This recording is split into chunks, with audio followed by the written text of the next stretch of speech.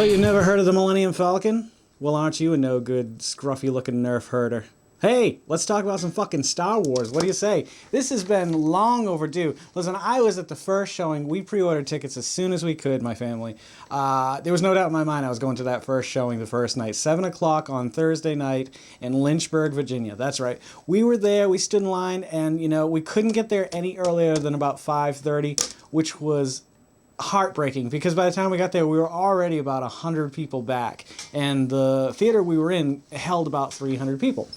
Let me preempt this first and foremost by saying there's going to be a lot of spoilers. Spoiler. No, oh wait a minute, that's a cat head. Spoiler. Sexy devil. And a bag of onions. So now that is out of the way, this is filled with spoilers. I'm going to talk about the movie. This really isn't my review so much as I just want to talk about this. Actually, it's funny because as soon as I'm done here, I'm going to be Skyping with my good friends Jess and Herbie back in Brockton, Massachusetts about the movie. They hadn't seen it until Saturday night, so that means I'm way more awesome than you guys. So eat a dick. Anywho, I got some plot points I want to talk about. I want to first and foremost, let's approach the things that I had problems with. I'll start by saying when I walked out of the theater, I was at the time 99% sure that it was the greatest thing I'd ever seen. A day later, I was at about 95, 94, and now I'm still at about 93, 92. I love the movie, so if I had to score it, if this is my review, here's my score. It's definitely like a 90. I want to give it a 94. I loved it. And I don't care about the problems that I had with it or that other people might have had with it. It's all about how much you enjoy watching something. So it's always funny for me to go online and go on these forums and look at people, which I'm sure we'll have some conversation about, I hope, down below. And see how people are so nitpicky about things and how hateful and angry they are. Come on, we're all fucking Star Wars fans. And this is the first Star Wars movie that we've really gotten about, 30 years. I was there, I'll tell you the story again, in 1977, sitting in that theater. I was 2 years old with my uncle on one side of me and my father on the other side. And I remember those TIE fighters and X-Wings just tearing across the screen. So, Star Wars always has been and always will be integral in my life. And now that Disney owns the property, I actually think that's a really good thing, because as long as it's making money for them, we will forever, until I die. It's sad to think that I'll never see the end of Star Wars. I'll never know the outcome of the last Star Wars. But I guess it's a generational thing, and it's a family thing, and I'm glad it's back, and it's back in full force. So let's hit this. Okay. Like I said, this is spoilers, and this could be spoilers towards Episode 8. I'm taking guesses here, wild guesses, and I hope I'm wrong on some of these, but I loved the new characters. They were rich, they were funny, they were emotionally tied into the Star Wars universe. I thought it was fantastic, phenomenal, and I can't really say anything wrong about any of the new characters. Finn, on the other hand, was a little too humorous for me. I felt like if you had taken 2 jokes out of the whole movie that came out of Finn's mouth, it would have been a little bit better. Now, why do I think Finn was a little bit more humorous than the other characters? I think there's a possibility, and I don't think that every character has to be tied back. What the fuck's his name? Billy D. Williams. I heard that Billy D. Williams has been cast in the next movie. Is he Finn's father? I don't know, but it could make a little bit of sense. It really could tie in the whole story together, Finn and Rey being dropped off on the planet. Because if I'm not mistaken, the hand of the man who leaves her in the flashback is a black man. Now, is Lando the only black man in the Star Wars universe? Yes. No, he's not. He most likely isn't. And I could be wrong about this.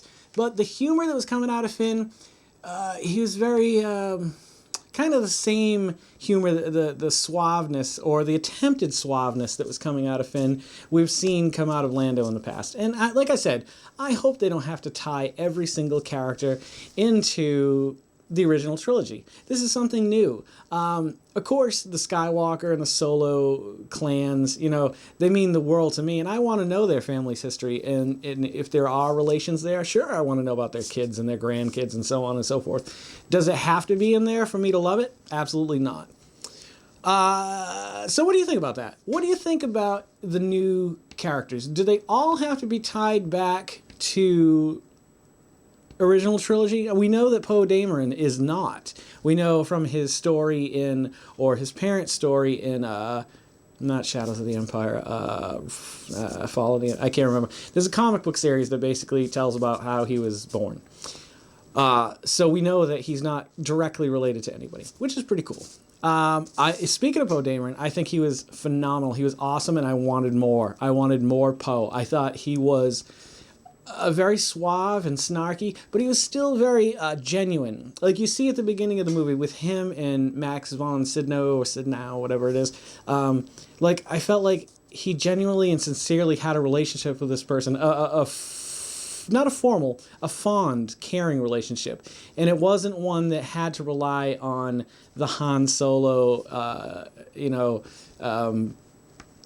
archetype character. You know what I'm saying? Okay, moving right along. Okay. Okay. I felt like there wasn't enough Luke. Now, you can look at it from two schools here. You could say there was plenty of Luke. The idea about the premise of the movie, of course, is about both sides, the First Order and the Resistance, trying to find Luke Skywalker, one to destroy him and one to seek his aid. And of course, he's gone into hiding for good reasons. However, I think so many fans have been waiting so long just to get a glimpse of Luke, to only give a glimpse in the last, 2 or 3 minutes of the movie. I really feel like 2/3 of the way, or even at the end or at the beginning of the last third of the movie, you should have introduced him. I think that's what I would have done. There was actually an original plot where he was part of the whole story, but every time he was on screen, he really, JJ, and I think I felt like he was taking over the scenes, and it's not supposed to be about Luke. Sure, the movie's about finding him. However, we're trying to introduce these new characters to a new generation so that they can move the plot forward. Of course, I totally understand eventually you're going to have to kill off characters and they're going to go away. Or they're just not going to have screen time. However, Luke is the one factor throughout all the promotional marketing and all this, that, and the other. The posters, the trailers, we only get a glimpse of his hand. We can now confirm that, yes, that was his hand. However, it's just, I wanted a little bit more Luke. Now, obviously, the next movie. Now, okay, let's talk about the next movie just briefly for a second here.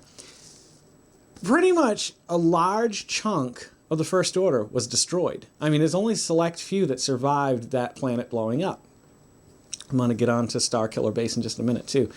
So, were there other First Order bases across the galaxy, or was that it? I have really strong reason to believe that the First Order has kind of crumbled. They're going to be torn apart. Kind of like it was, not after A New Hope, but rather after what I would have thought would have happened after Jedi. Most of your crew, most of your fighters, your troopers, your artillery or whatever, everybody's there on the Death Star. It gets blown up. Sure, some escaped, but, I would have taken Star Wars in a whole different direction. Anywho, not enough Luke. Okay. Captain Phasma, what a fucking letdown. They beefed her up in promotions and interviews to be this first female badass Star Wars lead, and she basically is a chump. Like, yeah, she definitely, her influence at the beginning of the movie when Finn comes on board and she commands him to go get reprogrammed or whatever, she has this daunting, powerful presence. However, she's taken out in 2 seconds. Now, of course, she's taken out by, Chewie and Han and Finn and Rey. Or, no, was it Rey at the time? No, it was just Finn. But nonetheless, I mean, I really expected more screen time and more build-up for her. Like, I expected her to really show her presence as a bad guy, or at least show her presence more in the movie. But there wasn't enough of her for me to fear her or think that she's going to be anything other than just, another stormtrooper. And that sucks, because, I mean, Gwendolyn, I want to say Gwen Stacy. Anywho, she's really good in Game of Thrones. I think she's a great, actress from what I've seen her in. Like, Give her more screen time. Give her more lines. Give her more dialogue. Give her more interactions. Like, why not have had conversations with General Hux? Or why not have conversations with Kylo Ren? I mean, that would have really kind of shown, in my opinion, that, yes, she was someone. But the way she kind of just was there, like, she never really stamped her seal on Star Wars for me. And I hope in the next movie she does show up. I mean, unless she got crushed in the trash compactor and never got out. But I'm assuming she did get out, and I think that's going to be an interesting story if they play it out right. Let me touch on the second movie again, Episode 8. I really think it's going to be different. I think it's going to be very different. I don't think... Kind of like Empire was different. Like, there was no Death Star. There was no Jabba the Hutt really, in there. It was an interesting story that really kind of never resolved itself, but it's a fan favorite of most people who love the original trilogy. So I see it being a really interesting direction. I think it's going to be a lot of training. I think it's going to be, or we've already seen much of Rey's training. Rey, that's interesting too. Like, obviously she's going to be super powerful in the Force because she's just learning to use these powers on her own. Like, she's never had, that we know of, any formal training. And all of a sudden she's able to do things, and look at Kylo Ren at the beginning of the movie. He stops a laser bolt in midair. We've never seen anything like that in Star Wars. We've seen Vader block, lasers off of his glove. I don't know how the fuck he did that without burning his electro hands. But Kylo has the power to hold us in space till he's ready to release it. You know what I mean? That's powerful. Then Rey comes along, who's, as far as we know, has no training, and she's, pulling the lightsaber away from him. You know what I mean? She's more powerful in a sense. And she whips his ass. Obviously she's a scrapper, she's a fighter, she knows how to get around the tough, dark alleys of Jakku. However, we're talking about maybe not a Sith, but certainly a very powerful dark Jedi, someone who's been trained by Luke Skywalker, somebody who wiped out with his, the Knights of Ren, the entire new Jedi Order. You know what I'm saying? Okay. The Snoke projection and that whole ethereal kind of look and feel to him was interesting. Now, is he really 25 feet, 30 feet tall? Or was that just literally a projection of someone who's actually, 5, 6, 7 feet? Andy Serkis had said he was about 7 feet tall, yet we see him here on this, he's sitting in this chair, this massive thing being projected. First of all, the character design is just boring and lame. I heard rumors that he was supposed to be kind of snake or reptilian-like. I don't get that from him. He's a very basic, almost even Marvel or Lord of the Rings villain. Like, I didn't appreciate the design of him. I expected him to spend a little bit more time with it, be a little bit more interesting. Now, I'm sure in the second movie, I think what we're going to see is a lot of contrast, or in Episode 8, I should say. We're going to see Luke and Rey, and we're going to see Kylo Ren and Snoke. And I think you're going to see the polar opposites of them. I kind of have a theory that I'm wondering if they're eventually going to switch spots at some point. The only thing holding me back from actually believing that is the fact that Kylo Ren obviously takes out one of the most beloved characters in movie history. Yeah, I cried. It's disgusting. Like, I was bawling like a child. Like, everybody had to turn around and say, "Shut the fuck up, we're trying to watch this movie."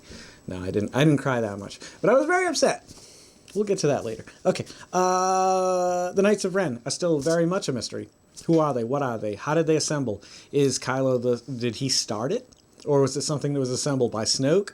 I think that'll be interesting to see how it plays out. And we now know that if there are 7 or 8 Knights of Ren, they're going to be opposing 2 Jedi, or 1 Jedi and 1 apprentice. You know what I mean? That's really interesting. And is Kylo a title like Darth? Is it almost like a Padawan is to a Jedi, a Kylo is to a Darth? I think it might be. Because we know now that, Kylo Ren is actually Ben Solo, which is a beautiful thing. It's just, Ben! God, what a moment. What a great moment. All right. Let's talk about that moment for a moment. Together as one. Lovers in love. Yeah, let's run away. I've heard a lot of reviews that have complained and said, no. Han should have gone out like this. He should have gone out a hero. He should have gone out sacrificing himself to save the resistance. Fuck you. Listen to me. I am 40 years old. I have loved Star Wars my whole life. I didn't want that to happen because I thought him and Chewie back together. I'll get back to the good stuff in a while, but I couldn't think of a better way, especially when he reaches out and he touches, Ben on the face, and like, that had to have broken his heart. You know what I mean? Like everything. That moment, the way it was filmed with no music, no over it. I don't care if you liked it or loved it. I was a huge fan of it. If you hated it, let me know in the comments below. But I really thought it was fantastic and phenomenal. I don't think of a better way. I can't think of a better way that you could have done it. I mean, there should have been cool ways there would have been cool ways to do it, but I'm perfectly okay with that. And I had a strong feeling if any of them were going to go, it was going to be him or Chewie. And to be honest, I think I would rather have seen Chewie, but Chewie's kind of a unique character, and I don't think they wanted to get rid of their only non-human main character in the story. Okay, and the last thing that I was a little weak, well, just two things. Leia, I felt like every character, well, I shouldn't say that. I should say the characters that had screen time and dialogue did a phenomenal job of being who their characters were 30 years ago.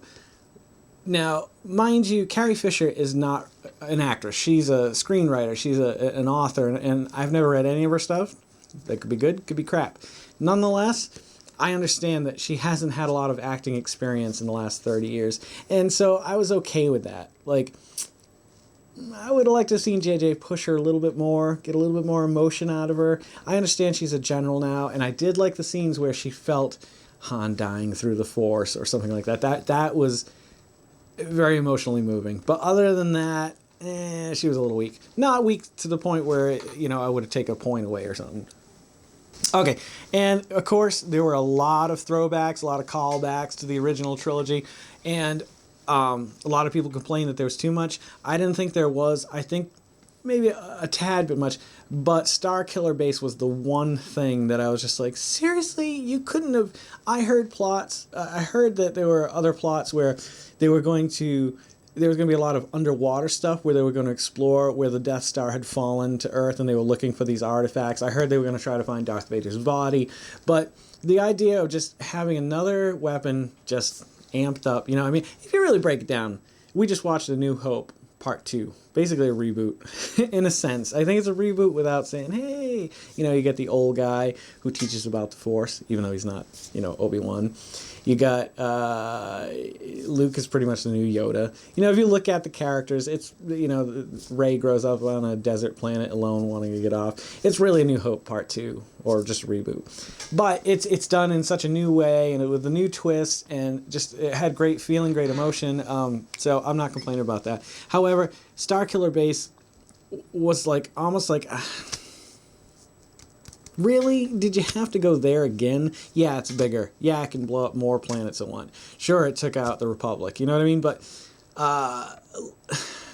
you think you would learn from the past. Like, stop building these bases with flaws that obviously are there. Like, do something different. Infiltrate. You know what I mean? Could you imagine, like, a conspiracy movie in Star Wars? Like, someone has infiltrated the Resistance and they're starting to take out its leaders one by one. That would have been a smarter move. Why do you have to build a giant weapon every single time? It doesn't work, folks. Stop building big weapons. Okay, moving on to the good.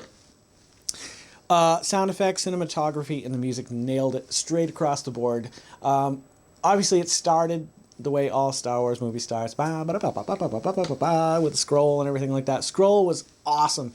Go back and read the episode 1 scroll and then read the episode 7 scroll, and I felt like a little kid again just seeing that. It was neat to hear different sounds on the lightsabers here and there, not just Kylo Ren's. You just listen to the movie, listen to the sound effects, listen to all the little things that are happening around you. And that to me is Star Wars. The music, John Williams couldn't have done it. I mean, he really nailed, characters have their own music, just like they did in the original trilogy. If I tell you Yoda's music, what comes to your head? Exactly. Han and Leia's, love theme. Or all these things stand out to me, and I think after listening to the soundtrack after coming home, I think it has the same... He just nailed it. Perfect, excellent, wonderful. Don't change a thing, John Williams. If you score in the rest of the movies, just keep on going.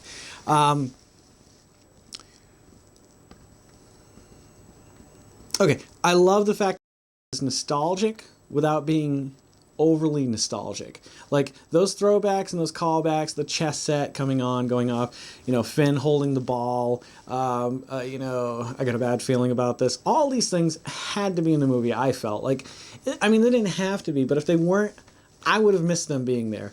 A lot of people saying there was too many. I disagree. I think there was just the right amount, maybe one too many. I mean, whatever. Perfect balance of humor, action, drama, and storytelling, like Star Wars always has and always should have been through the prequels.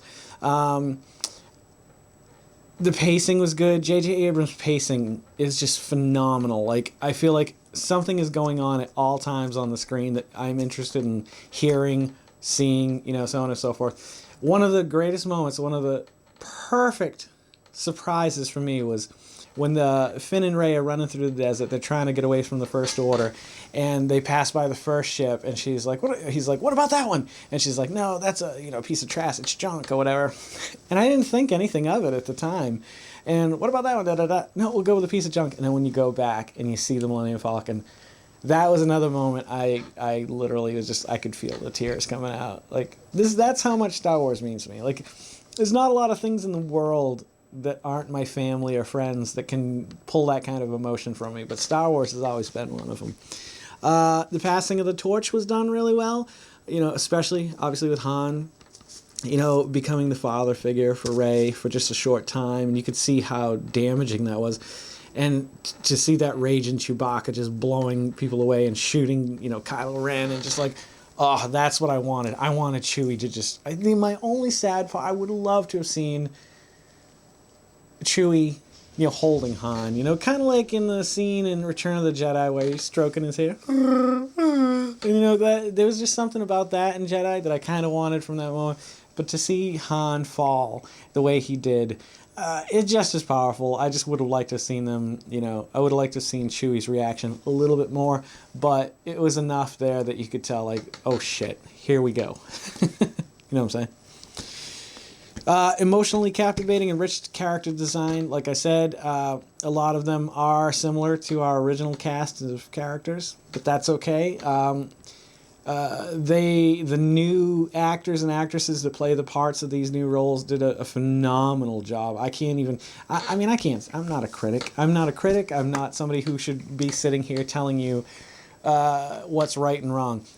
But for me, my opinion, I thought they nailed it, and I thought they were good characters. Poe, at the beginning of the movie, right when he's captured, when he's tortured, right up to that moment, just when they escape, I just thought he was a cool character. Like, when him and Kylo's about to torture him, and they're just staring at each other, and he says, "So which one of us is going to talk first?" or something like that. That was just awesome. Like, I was a little nervous that there was going to be too much humor in the movie, but that was just, nailed it. The Star Wars humor to me. That funny without, taking over. Not without the comedy taking over the movie. It was just perfect. I loved it, and it set up the rest of the film for me. Had a smile on my face. So, Han and Chewie together again were amazingly perfect in absolutely every way. The fact that they're still junking and they're doing these oddball jobs and they've got another shitty ship and shit goes crazy on that ship and they find themselves in these crazy circumstances and he loses the Falcon and now finds the Falcon,